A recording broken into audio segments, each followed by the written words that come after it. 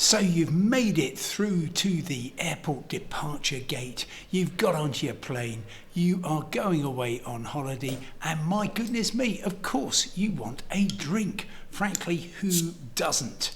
Lots of us enjoy a drink on the airlines, whether or not you pay for it, whether or not it's part of the airport service. But increasingly, it seems that passengers are behaving badly.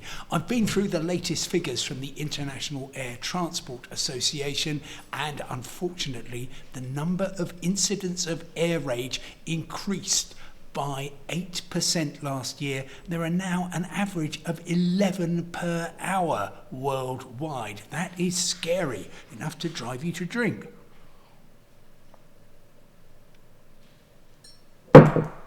So, what's going to be done about it? Well, the airlines and indeed the airports, because of course part of the problem is that a lot of people are drinking at airports before their flight, say that they are cracking down on unsocial behaviour.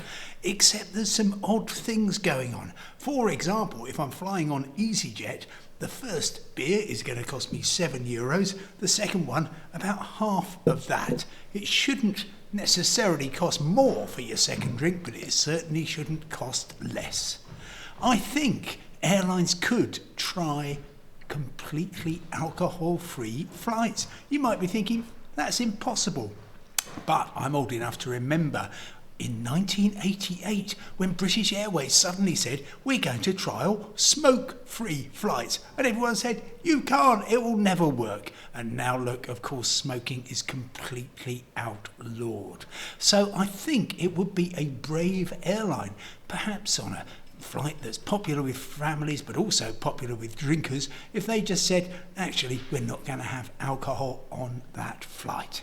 Anyway, I will think more about that. I welcome your views on it, but we've got to do something. Cheers.